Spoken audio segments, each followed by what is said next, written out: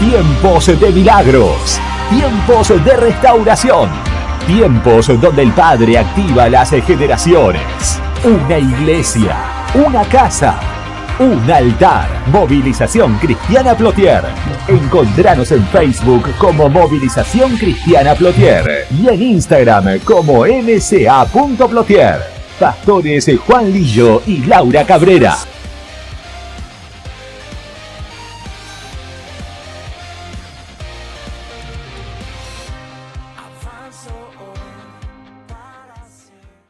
¿Sabe qué? Hoy quiero hablarles, ha sido un tiempo quizás donde muchos han recibido palabras, sí, quizás años atrás, quizás en su niñez, quizás cuando eran jóvenes, cuando eran prejuveniles, quizás ahora han recibido esa palabra, pero todavía hay muchos que no han podido desarrollar la palabra, quizás hay muchos todavía ni siquiera saben qué hacer con esa palabra. Quizás si me pongo a hablar, algunos me cuentan, pastora, sabe que cuando era chica recibí una palabra, esa palabra me marcó, pero nunca se cumplió, ¿sí? Entonces, muchas veces el Hijo de Dios se ve como alguien común, como alguien que no tiene potencial, como alguien que quizás no tiene capacidad, como alguien que quizás no tiene autoridad, como alguien que quizás no tiene la capacidad para poder estudiar las Escrituras o para hacer la voluntad de Dios. Pero déjeme decirle algo, Dios de esa gente común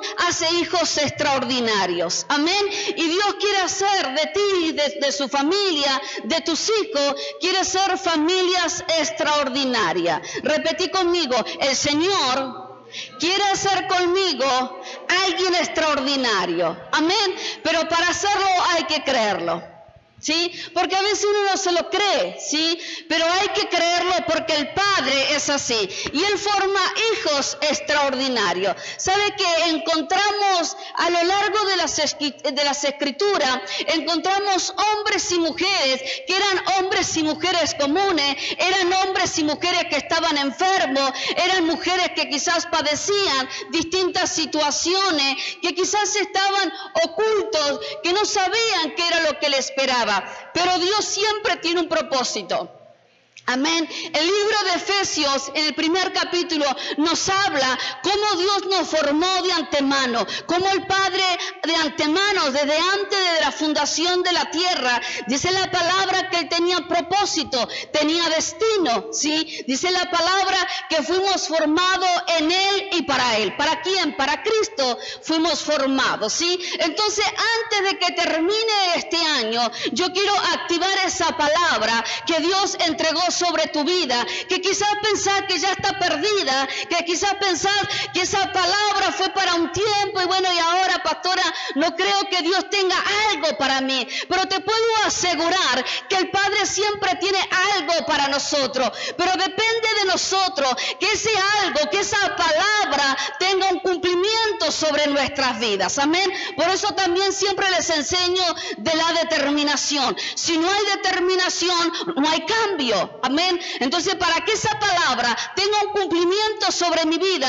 necesitamos la determinación. Necesitamos aprender de lo que Dios entregó. Necesitamos ser formados como hijos. Salir de aquella gente común, salir de aquello que estaba oculto para hacer luz en medio de la tormenta, en medio de las tinieblas, en medio de la oscuridad. Amén. Mire, nos encontramos con Daniel, ¿sí? Daniel habla las Escrituras que era un muchacho, sí, que era un pastor de ovejas, ¿sí? Dice la palabra que Daniel era un pastor de ovejas, que tenía otros hermanos. Sus hermanos tenían las características, tenían el porte, la estatura para ser hombres de guerra. Pero la palabra enseña que cuando Daniel en lo secreto estaba siendo entrenado, mientras él cuidaba de sus ovejas, mientras él estaba como pastor de redil, ¿sí? Dice la palabra que él confrontaba osos, y confrontaba leones, dice la palabra también, ¿sí?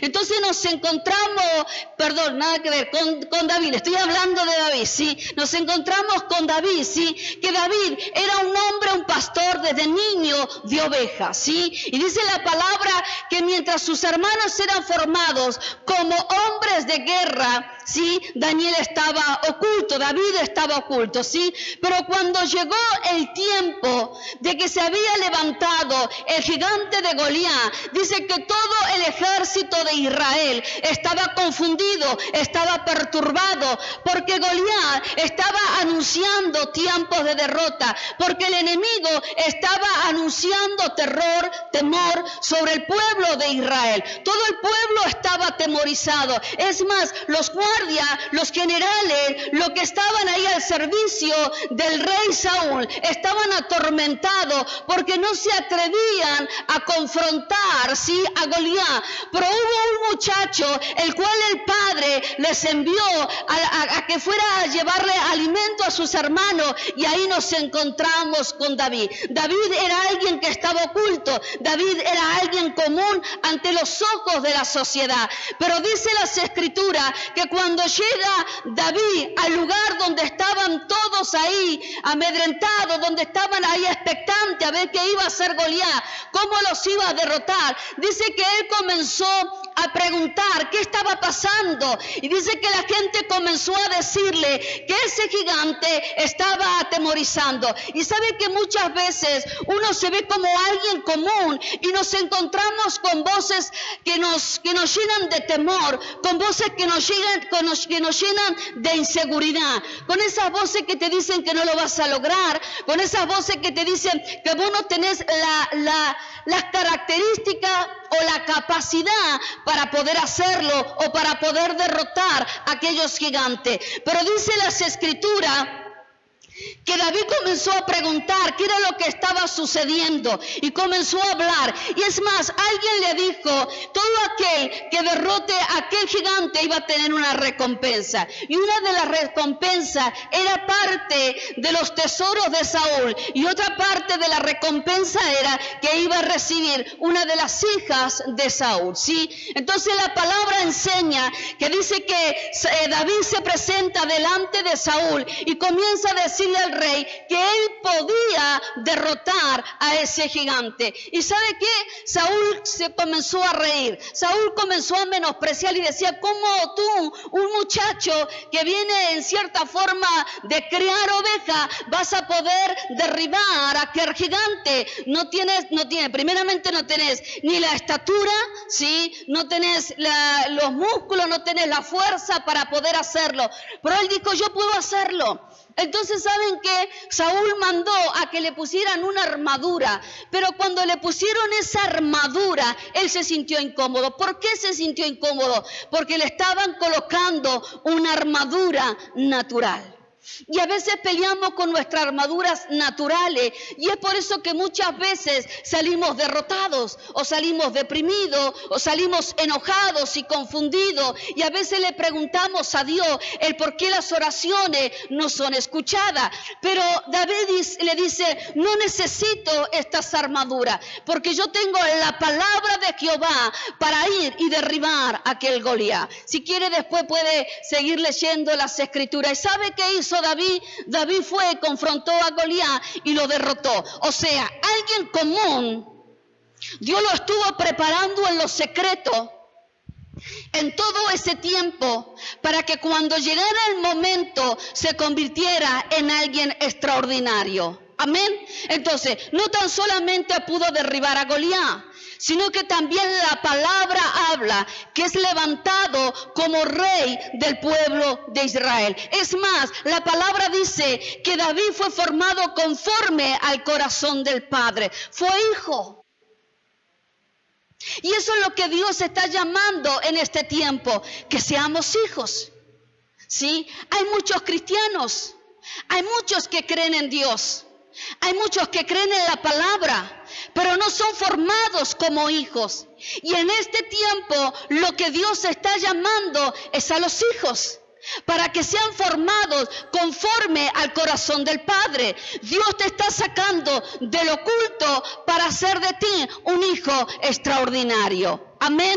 Ahora, también nos encontramos ahí con Daniel. Daniel fue valiente. ¿Por qué? Porque se determinó ¿sí? Delante del rey de Babilonia, se determinó a no contaminar su corazón. Daniel había sido formado con todas las leyes de Babilonia, había sido formado con la historia de Babilonia, conocía cada dios de Babilonia, conocía cada estrategia, el idioma de Babilonia, ¿sí? Pero él se decidió a no contaminarse con Babilonia. ¿Por qué?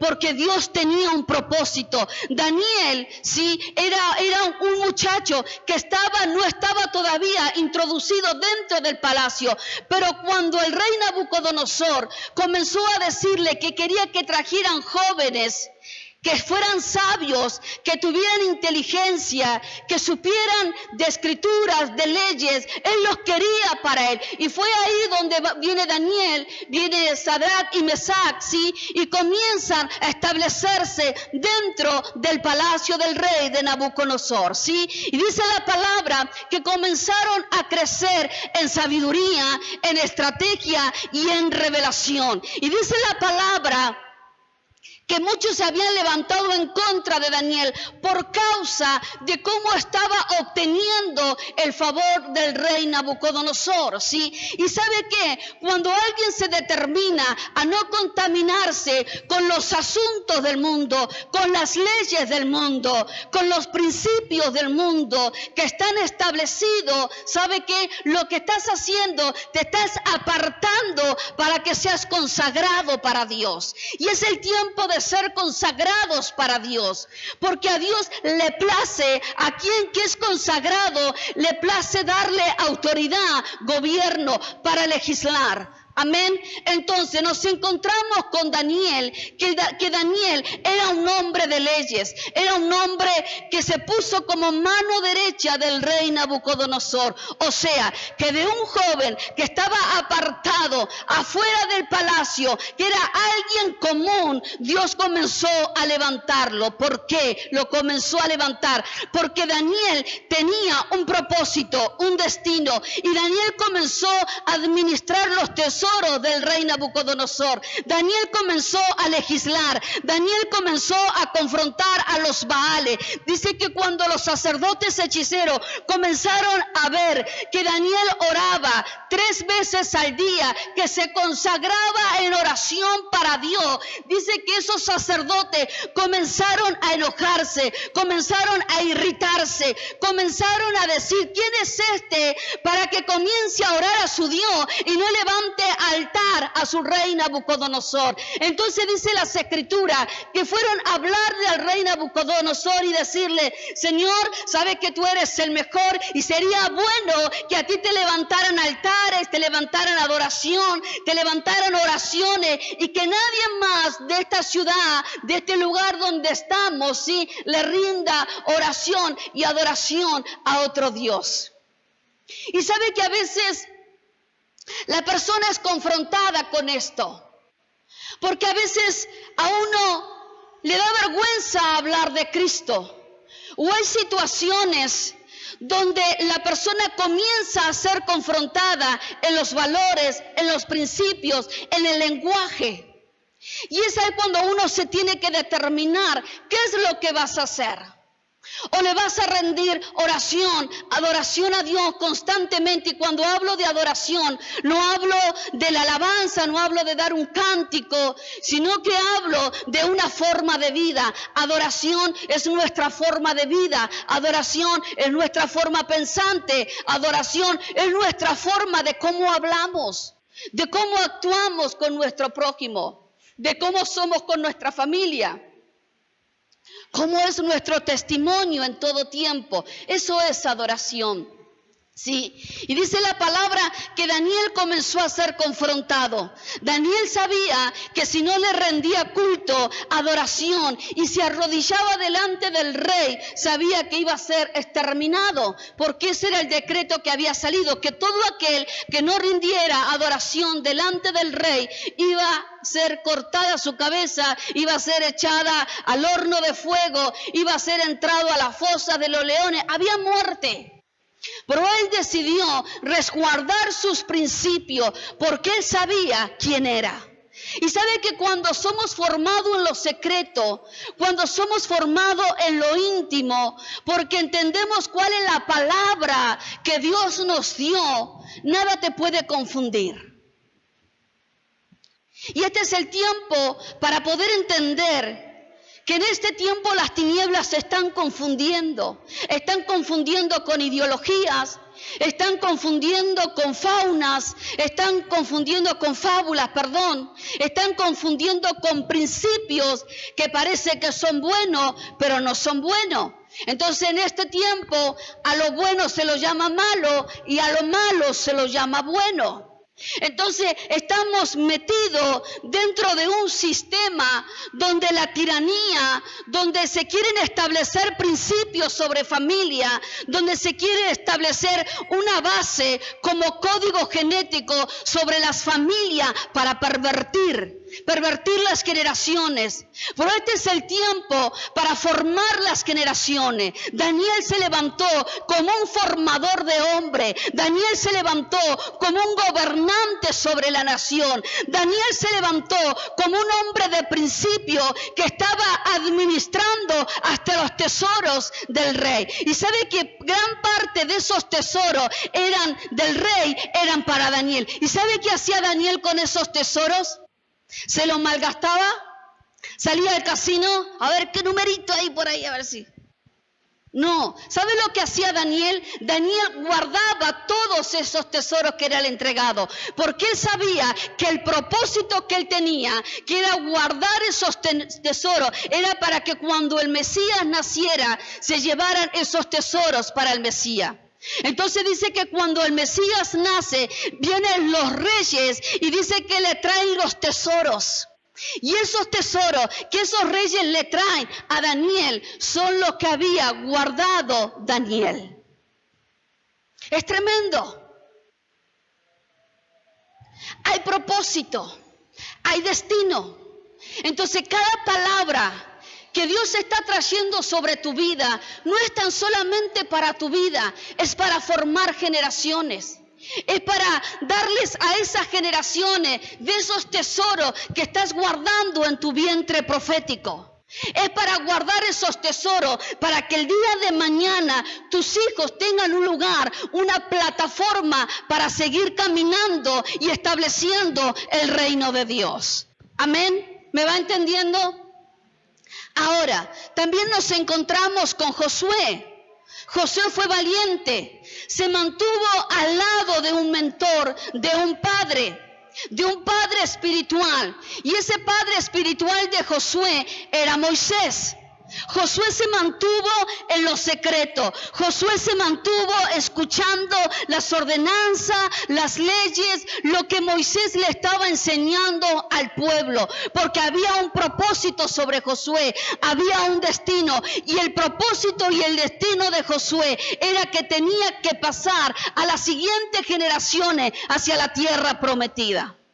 Pero ¿sabe qué? Dice la palabra que cuando llegó el momento de que Moisés parte a la presencia del Padre, dice que se levanta Josué como sucesor. Y había llegado el momento de establecer la palabra que Dios le había dado, el cumplimiento de la palabra, que era ir y establecerse en la tierra donde estaba la leche y la miel. Era una tierra rica, era una tierra bendecida, era una tierra donde fluía riquezas.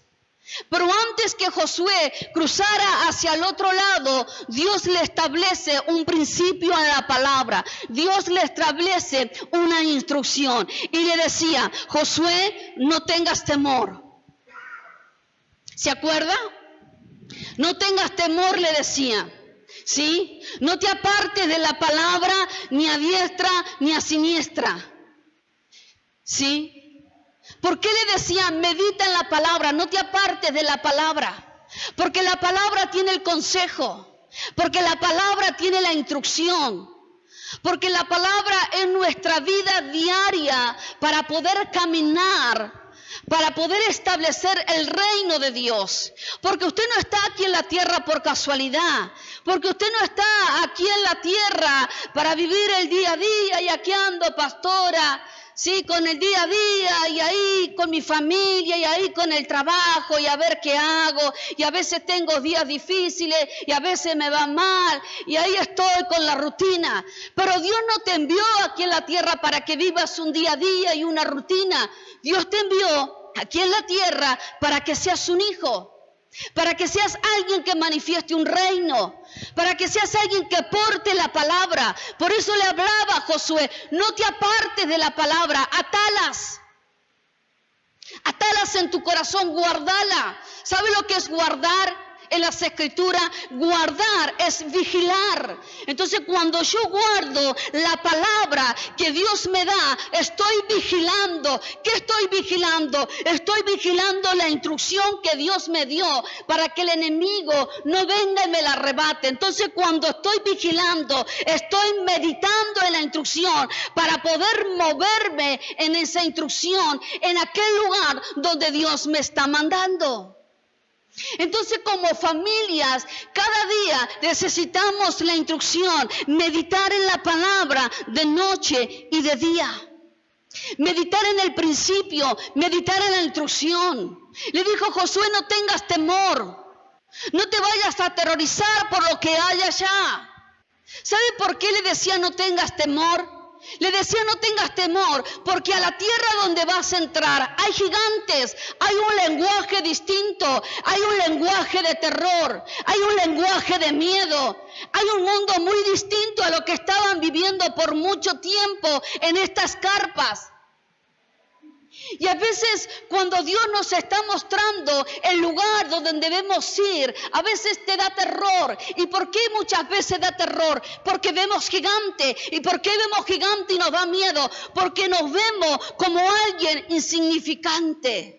Como alguien que no tiene la capacidad, como alguien que no lo puede lograr, como alguien que no puedo hacerlo, pastora, no me puedo levantar a orar por mi familia, no puedo terminar mis estudios, no puedo comenzar la empresa, no puedo visionar, porque no creo poder lograrlo, porque mis padres eran así, porque mi madre era así, y como ellos murieron de una forma, mi destino quizás está marcado como ellos, pero Dios a través de la palabra nos habla de que Él quebrantó las iniquidades y las maldiciones. ¿Para qué? Para que no camináramos con una herencia maldita o con una genética diabólica perversa, llena de maldiciones e iniquidades, sino que Dios, cuando nos sacó de las tinieblas y nos llevó y nos trasladó a su luz admirable, nos estaba dando una genética distinta. Entonces, hay una genética que Dios quiere que portes para que puedas visionar, para que puedas moverte, para que puedas emprender, para que puedas crecer, no tan solamente en tu área económica, sino en todas las áreas de tu vida espiritual, en todas las áreas en tu matrimonio, como hijos, como familia, como ciudad. Amén. Entonces, muchas veces el enemigo va a venir a querer aterrorizarte, va a querer confundirte. Quizás este tiempo tus pensamientos han estado revolucionados, han estado como un torbellino que no has sabido qué hacer. Pastora, me siento con tanta ansiedad, con estas emociones revolucionadas que no sé para dónde disparar, no sé para dónde ir. Pero cuando alguien se encuentra así, es porque está en un estado de vacío, en un estado donde no está Dios, porque está la ansiedad, porque está la preocupación, porque está el estrés, porque está la frustración, y estás escuchando más lo que hay afuera y no estás escuchando el sonido del cielo. Y este es el tiempo de comenzar a escuchar el sonido del cielo. ¿Qué es lo que habla papá? ¿Cuál es la voz que estás escuchando en este tiempo? ¿Cómo te ves delante de Dios? ¿Cómo te ves delante de esta sociedad? ¿Cómo te ves como mamá? ¿Cómo te ves como papá? ¿Cómo te ves realmente impartiendo a tus generaciones? ¿Cómo te estás viendo ahora que estás terminando el año? ¿Sí? Después nos encontramos con Esther. Esther era una mujer común, era una doncella común. Pero cuando el rey quiso que vinieran doncellas, que vayan y escogieran las mejores doncellas, las más hermosas, las vírgenes que estaban, para que una de ellas fuera reina. Ahí salió Esther, y Esther viene del pueblo judío. Y dice la palabra de Dios, ¿sí?, que Esther es elegida como la reina en ese tiempo. ¿Y sabe qué? Hubo alguien que se levantó en contra del pueblo judío, y ahí nos encontramos con Amán. Amán era alguien que estaba constantemente gobernando y estableciendo partes de leyes junto al rey. Él tenía el anillo de la autoridad para establecer. Y una de las cartas que había sacado Amán era que el pueblo judío fuera exterminado. Y sabe que cuando Esther se enteró de que su pueblo, sus hermanos, iban a ser exterminados, comenzó a entrar en un tiempo de ayuno, comenzó a entrar en un tiempo de intercesión. Entonces le dice a su tío que comience a levantar con su pueblo judío, comiencen a levantar oración. Ahora, ¿qué vas a hacer cuando se te levantan esos decretos de enfermedades, de miseria, de escasez, de muerte? ¿Qué es lo que vas a hacer? ¿Te vas a quedar ahí como alguien común llorando, enojado, frustrado, entrando en un lugar de depresión, o te vas a levantar? ¿Sabe que Esther podría haber dicho, yo ya soy la reina, me quedo acá, total a mí no me pueden tocar? Pero ella se atrevió a levantarse y a orar y a interceder por su pueblo. Y muchas veces pasan situaciones en la familia, y a veces la persona dice, bueno, sí, a este le pasa porque es un cabeza dura, a este le pasó porque es un pecador, a este le pasó por aquello, por lo otro. Pero no se levantan en oración por aquel que está mal. Y sabe que cuando alguien de la familia está mal, uno se tiene que levantar en oración y en ayuno. Porque es necesario que las familias sean unidas. Y algo que dejó Esther, ¿sí?, que se podía, que la oración era la llave para poder destruir las leyes que estaban establecidas de muerte. Y ¿sabe qué?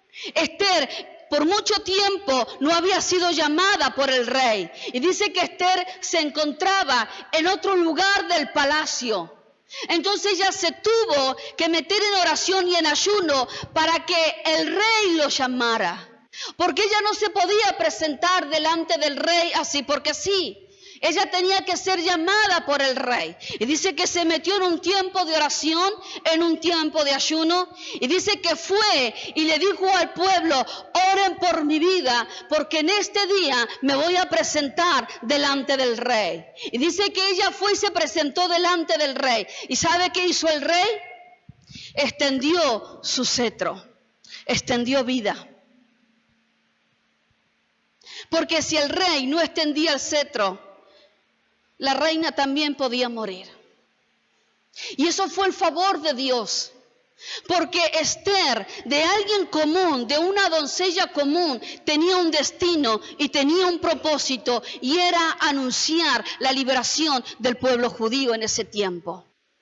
Y sabe que cuando el rey se enteró que su reina, que Esther, era judía, él le dijo, yo no puedo ir y quebrantar esa ley, pero sí puedo darte, ¿sí?, el anillo de la autoridad para que vayas y establezcas otras leyes.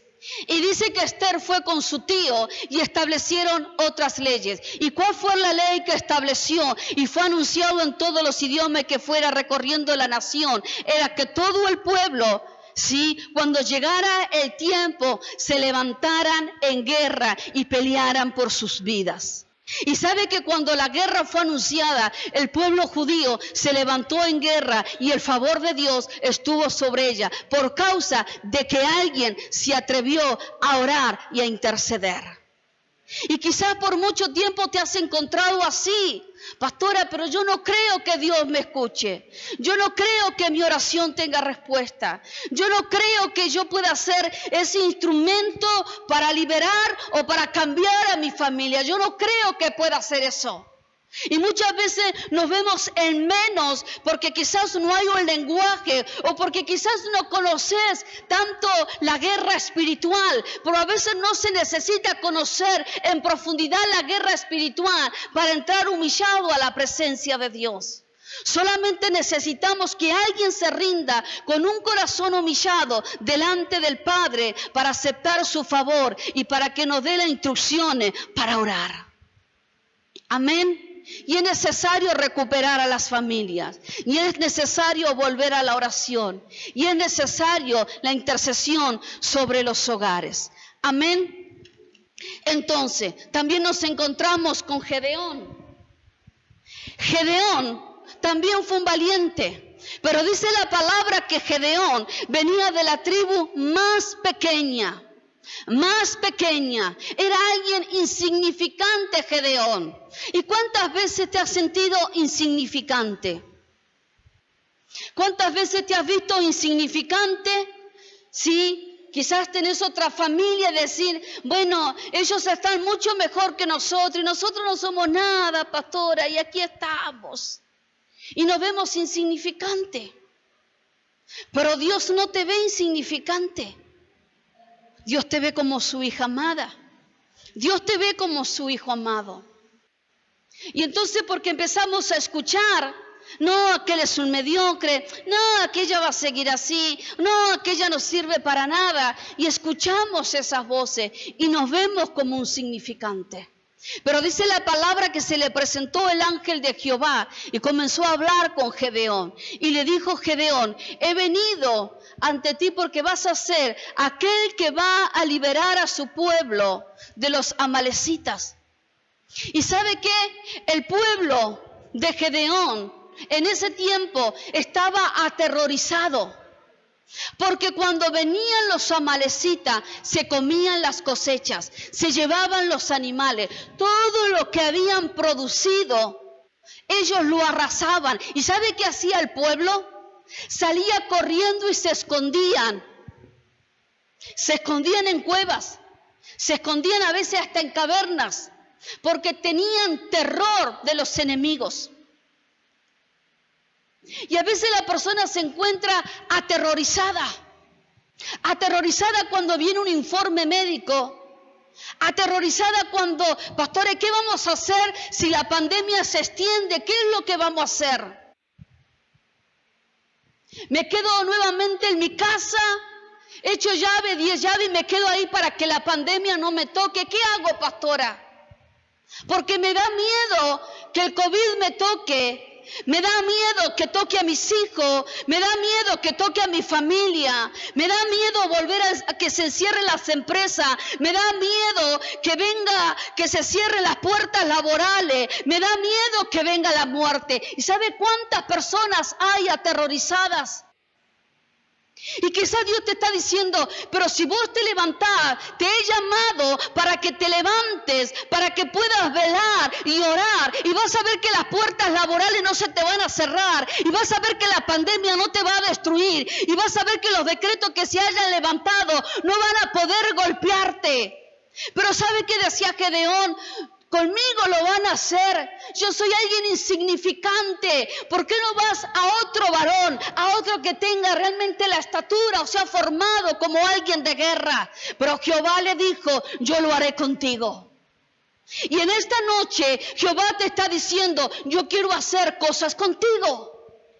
Yo quiero levantarte. Yo sé que muchos han perdido seres queridos durante la pandemia. Nosotros hemos perdido seres queridos. A nosotros nos tocó pasar la pandemia. Yo casi parto a tocar el arpa ahí con San Pedro. Pero Dios me dijo, todavía no es el tiempo. Ella me veía como la floppy con la guitarra en el cielo. Cantando ahí, aleluya. Pero Dios me dijo, todavía no es el tiempo. ¿Sí? Y a veces nos atemorizamos tanto. Ay, pastor, y me olvidé rociarme con alcohol antes de venir a la iglesia. Está bien los cuidados, hay que hacerlo, salga con su tapaboca. Por a veces he ido a un lugar y están con el alcohol. Y si nuestra protección fuera la oración, mejor, antes de salir a esos lugares que te da miedo. ¿Sabe que la palabra de Dios dice que el amor de Dios echa fuera todo temor? Porque cuando hay temor, el temor produce castigo.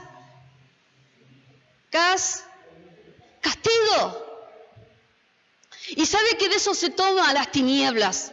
Nos castiga con miedo, nos castiga con las preocupaciones, nos castiga con los afanes de la vida, con la ansiedad. ¿Qué voy a hacer ahora si me pongo, no sé si ponerme la cuarta, la quinta, la sexta, la séptima vacuna, pastora, no sé qué hacer? Pero la palabra dice que el que habita bajo el abrigo del Altísimo morará bajo la sombra del Omnipotente. Y dice la palabra que Él tendrá el cuidado de nosotros. Y dice que podrán levantarse peste destructora, podrán levantarse quizás decreto, podrán levantarse destrucción en el día, en la noche, en la madrugada, como sea, pero no podrán llegar a ti, porque está el cuidado. Pero habla de habitar. Yo tengo que habitar. Yo habito. El Padre está sobre mí, su cuidado está sobre mí. La palabra está activa, porque la palabra de Dios no es un libro de historia, la palabra de Dios no es algo cualquiera, la palabra de Dios es el mismo Espíritu de Dios que cuando entra a mi corazón se está activando el Espíritu de Dios en autoridad, en gobierno, en capacidad, en poder. Entonces cuando vengan esos decretos, la instrucción de Dios va a ser para que te levantes en oración, para que cuando vengan esas enfermedades puedas orar, puedas interceder y puedas recibir la sanidad. Amén. Entonces, hay que esconderse. Y bueno, pastora, me escondo. No hay que esconderse. No tenga miedo de lo que vendrá, porque al Padre nada se le escapó. Ayer hablaba con los intercesores y le decía, nada se escapó. A Dios no se le escapó nada en el pasado, a Dios no se le escapó nada en el presente y a Dios no se le escapó nada en el futuro. A Dios nada se le escapó. ¿O usted cree que Dios dijo, ay, vino la pandemia y no les avisé? Y bueno, ¿qué le va a hacer? Que la pasen. Y recuerda que antes de que viniera la pandemia, Dios nos estaba hablando de los tiempos que íbamos a vivir. Porque la palabra dice que Dios anuncia a sus hijos, a los profetas, de lo que vendrá. Nada se le escapa a Dios. Entonces, si usted quiere saber qué es lo que vendrá o qué es lo que el enemigo está haciendo en secreto, vaya a la oración. Y Dios te va a revelar y te va a dar la instrucción para que puedas levantarte en la oración, para que puedas velar y orar en medio de la palabra. Amén. Entonces también nos encontramos con Ruth. Ruth fue una valiente. Sabía que no podía quedarse a morir junto a su suegra Noemí. Sí, porque dice que ellos se habían apartado, Noemí se había ido de la tierra de Belén y se había ido a la tierra, sí, a la tierra de los amalecitas. Se había ido a aquella tierra, sí, porque en Belén era un tiempo donde estaban pasando hambre. Entonces dice que Noemí va con su esposo, va con sus hijos y en esa trayectoria donde ellos estaban viviendo en aquella tierra de los amonitas, ¿verdad? Sí, ¿verdad? Bien, se saca un 10, ¿sí? De los amonitas, dice que sus hijos forman familia, se casan, ¿sí? Se casan con una de las hijas, ¿sí? Y una se llamaba Ruth. Y dice que la palabra que en ese tiempo sus hijos se enferman, mueren, su esposo muere, entonces ella se decide volver a Belén porque comenzó a escuchar que en Belén nuevamente estaba la visitación y el favor del Padre. Entonces dice que se encuentra en el trayecto del camino y estaba estaba Ruth y estaba su otra nuera Orfa, y le dijo a Noemí: no quiero que me sigan, quiero que vuelvan, porque es más, si yo aún quedara embarazada, de aquí que mis hijos crecieran y todo, ustedes ya serían como viejas, no podrían tomar a mis hijos. ¿Sí? Así que mejor vuelvan a sus tierras. Y dice que empezaron a llorar ahí las tres con la suegra. ¿Quién ha visto la suegra con las nueras llorando? Por ahí está, es bíblico, hermano, es bíblico, ¿sí? Y ahí estaban abrazadas y llorando, ¿sí? Me cayó una lágrima también.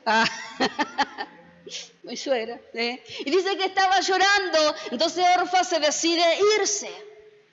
Pero Ruth le dijo: yo no me voy a ir. Yo me voy a quedar contigo, porque me hablaste de tu Dios. Y le dijo: la tierra donde tú vayas va a ser la tierra mía. Tu Dios va a ser mi Dios. Y sabe que fue Noemí con Ruth y se establecieron en Belén. ¿Y sabe qué pasó? ¿Usted cree que Ruth se puso a llorar? Se puso a decirle a su suegra: Noemí, ¿qué vamos a hacer, suegrita? ¿Y ahora qué vamos a comer? ¿Sí? Y dice que la gente comenzó, que cuando llegó Noemí, dice: ahí llegó Noemí. Y sabe que Noemí simboliza delicia, abundancia, sonrisa, alegre. Y Noemí le dijo: no me llamen Noemí, porque amargura del alma tengo. ¿Y sabe cuántas veces uno ha dejado la palabra por irse tras algo equivocado, por haber tomado la decisión incorrecta y perdieron muchas cosas? Entonces dijo ella: no me llamen Noemí, porque castigo de Dios, porque Dios se llevó a mis hijos. ¿Y sabe qué? Dios no se llevó a sus hijos. La decisión que ellos tomaron fue que perdieron a sus hijos por meterse en una tierra donde no estaba la existencia de Jehová, en una tierra donde había baales, en una tierra donde no había palabra de Jehová, en una tierra idólatra y hechicera. Pero lo maravilloso de todo esto, encontramos a Ruth, que era una mujer moabita, y que se atreve a cambiar su ADN, se atreve a cambiar su linaje, se atreve a cambiar su historia de vida y se introduce a la tierra de Belén y comienza a trabajar y comienza a realmente a entender el propósito de Jehová. Ella rechazó a sus dioses Baales, ella rechazó todo lo que había recibido por herencia para tomarse de Jehová. ¿Y sabe qué hizo Jehová? A través de su parentela Boaz, sí, que está en las Escrituras, trajo la redención. ¿Y saben quién se convierte Ruth? Se convierte parte del linaje, del nacimiento del Mesías. Alguien común, alguien idólatra, alguien donde estaba en una nación hechicera, se atrevió a cambiar su destino y moverse en una dimensión profética para ser parte del linaje del Mesías. Se convirtió en la bisabuela de David.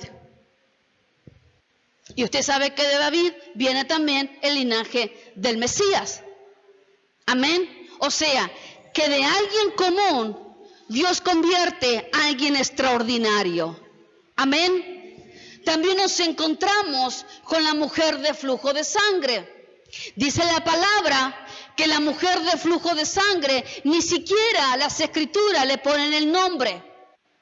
Porque en ese tiempo, una mujer que tenía flujo de sangre era alguien menospreciada. En ese tiempo, una mujer de flujo de sangre no tenía derecho, ni siquiera podía levantar su cabeza. Esa mujer de flujo de sangre en ese tiempo tenía que caminar con un manto o una túnica que la identificaba con alguien que estaba enferma.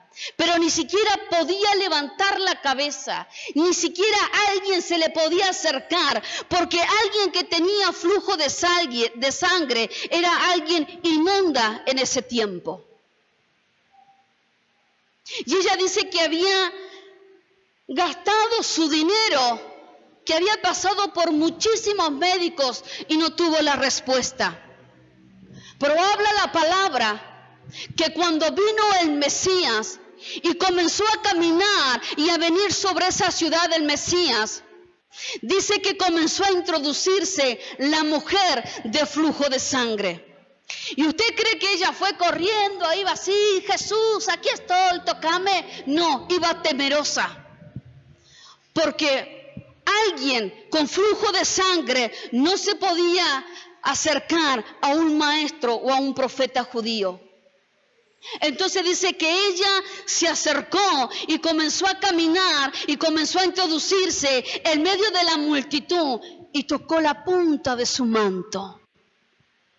Y dice que Jesús le dijo, ¿quién me ha tocado?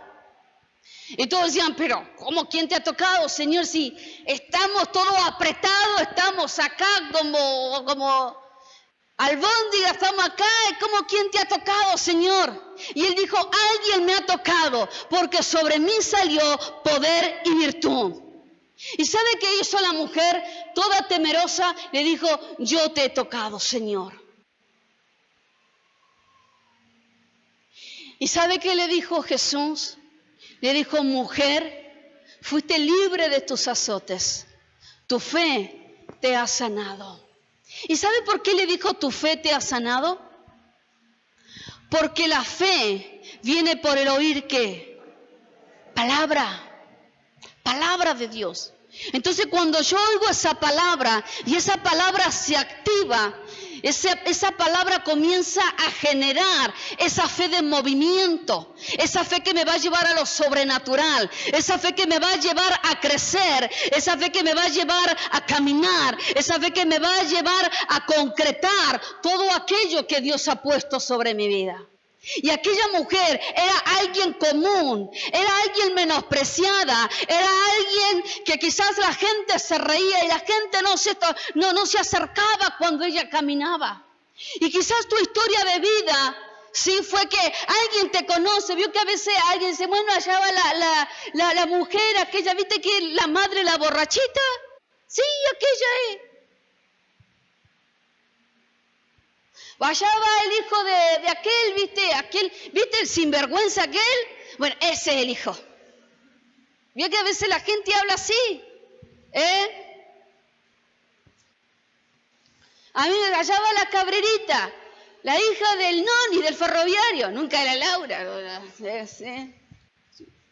Y ahí te daba la vena, Y quizás la gente no identifica o nos identificaba con algo de afuera. Pero en este tiempo Dios te está diciendo, yo no quiero que te identifiquen con lo de afuera. Yo no quiero que te identifiquen ni con el borrachito, ni con el brujito, ni con el adúltero, ni con el violento, ni con aquel que te pegaba, ni aquel que nada. Yo quiero que te identifiquen como mi hijo. Amén. Porque sabe que un hijo porta una palabra. Y un hijo es carta leída. Y un hijo tiene el favor y tiene la gloria. Y un hijo porta autoridad y porta gobierno. Y un hijo porta las características del Mesías. Amén. Entonces también nos encontramos con el ciego Bartimeo. Bartimeo dice que estaba en el costado del camino. ¿Cómo estaba? Y muchos se encuentran en el costado del camino.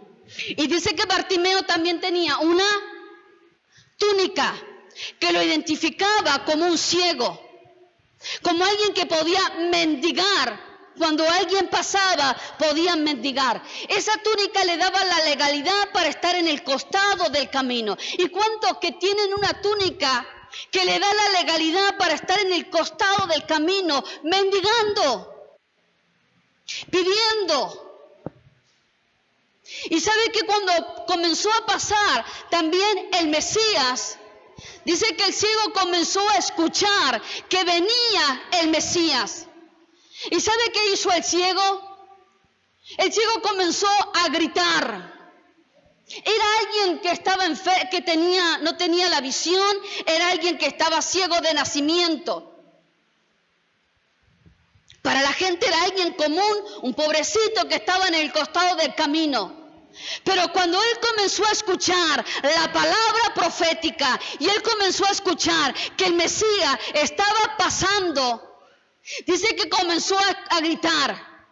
Y le dijo: Jesús, hijo de David, ten misericordia de mí. ¿Y sabe qué hacía la gente? La gente le decía: deja de gritar, el Señor no te va a escuchar, déjate de gritar, Bartimeo. ¿Y sabe qué comenzó a hacer Bartimeo? ¿Se quedó callado? No, comenzó a gritar más fuerte. ¿Por qué comenzó a gritar más fuerte? Porque estaba cansado de vivir esa vida. Estaba cansado de estar en el costado del camino. Estaba cansado de mendigar. Él quería cambiar su historia de vida. Él quería despojarse. Entonces, ¿sabe lo que hizo Bartimeo? Dijo: Jesús, hijo de David, ten misericordia de mí. Y aún gritaba más fuerte hasta que el Mesías lo escuchó y le dijo a su discípulo: vayan y me llaman a aquel hombre. Y sabe que fueron y le dijeron a Bartimeo, le dijeron: ¿sabes qué? Llamaste la atención del Padre, el Padre te llama. ¿Y sabe qué hizo Bartimeo? Dice que pegó un salto y se despojó de su túnica. ¿Por qué se despojó de su túnica? Porque sabía que lo que estaba portando por tanto tiempo lo estaba llevando solamente a vivir una vida, sí, de mediocridad, una vida de escasez, una vida de miseria, una vida que no tenía visión, una vida que constantemente tenía que depender de alguien para poder subsistir. Y él se había cansado de eso. Y él se atrevió a soltar su pasado. Él se atrevió a soltar esa vida que llevaba para ir tras el propósito que Dios tenía. Y Jesús le dijo: ¿qué quieres que haga por ti? Y usted dirá: pero pastora, ¿para qué le pregunta eso si el pobre estaba ciego? Pero lo que estaba haciendo Jesús, lo estaba confrontando con su vida. ¿Qué quieres que haga? Y hoy el Señor te está preguntando: ¿qué es lo que realmente tú quieres que haga por ti? ¿Estás dispuesto a soltar tu pasado? ¿Estás dispuesto a soltar esa capa que te identifica con el pasado, con la falta de perdón, con el enojo, con el reniego, con todas esas ataduras que no te permite vivir una vida de felicidad, de gozo, de plenitud? ¿Y sabe qué Bartimeo le dijo? Yo quiero recuperar la vista. Y el Mesías le dijo: tu fe te ha sanado, tu fe ha hecho que vuelvas a recuperar la vista. Y él le dijo: ve por el camino. Le estaba diciendo: hay visión, hay camino para caminar. Y Dios te está diciendo en esta noche: hay camino para caminar. Amén. Y alguien más. Nos encontramos con José, y voy terminando. José era un niño que había comenzado a tener sueños y visiones. Pero José comenzó a contarle a sus hermanos sus sueños. Y sus hermanos comenzaron a menospreciarlo. Sus hermanos comenzaron a burlarse de José.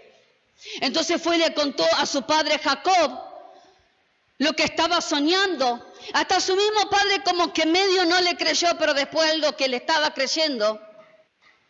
Entonces, antes de que comenzara, ¿sí?, a caminar en la visión, el enemigo pensaba que iba a comenzar a quebrantar esa visión. Entonces dice que sus hermanos agarraron, se lo llevaron para matarlo. Pero su hermano Rubén le dijo: no derramemos sangre inocente, mejor hagamos algo, vamos a venderlo. Y lo vendieron. Hasta que llegó al lugar donde estaba el rey. Y dice que José comenzó a ir a ese lugar donde fue formado. ¿Por qué? Porque estaba la palabra de Dios, había comenzado sobre José. Había comenzado un tiempo de activación, había comenzado un tiempo de capacidad, había comenzado a tener un tiempo de visión. Él le pudo revelar al rey el suceso que estaba por acontecer, los 7 años de cosecha, de abundancia y los 7 años de hambruna. Había visión. ¿Y sabe qué?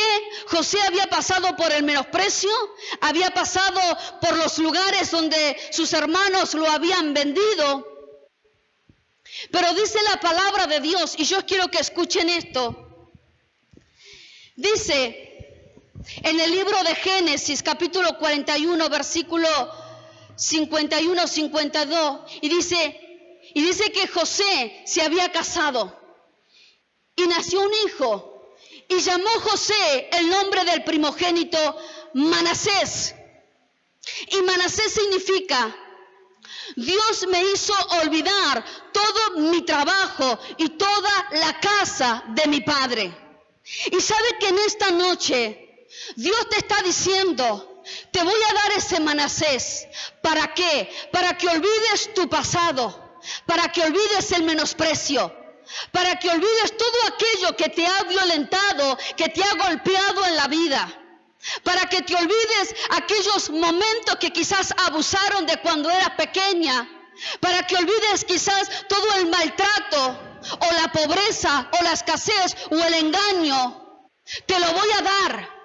Porque para pasar al 2022 es necesario que en este tiempo nos despojemos de todo aquello que por mucho tiempo te ha estancado, te ha cautivado, te ha fragmentado, te ha dejado inválido, te ha dejado cautivo, te ha dejado metido en los pozos cenagosos.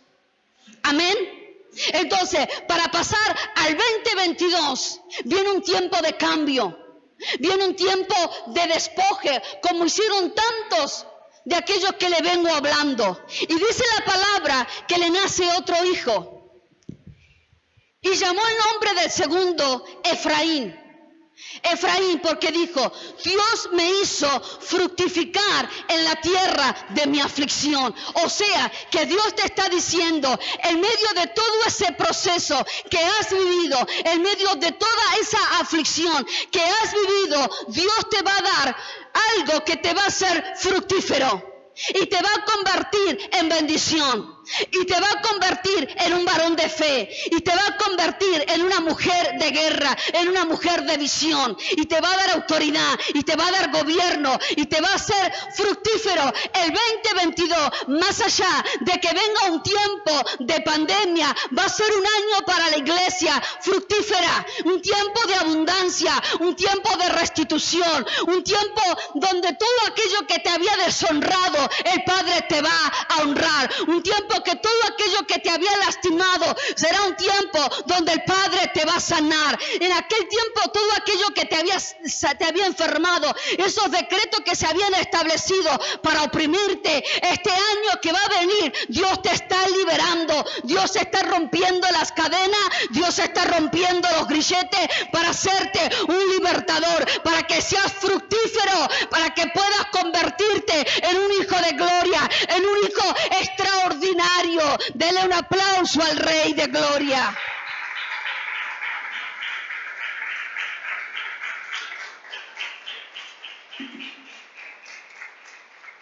Póngase de pie. Tiempos de milagros, tiempos de restauración, tiempos donde el Padre activa las generaciones. Una iglesia, una casa, un altar. Movilización Cristiana Plotier.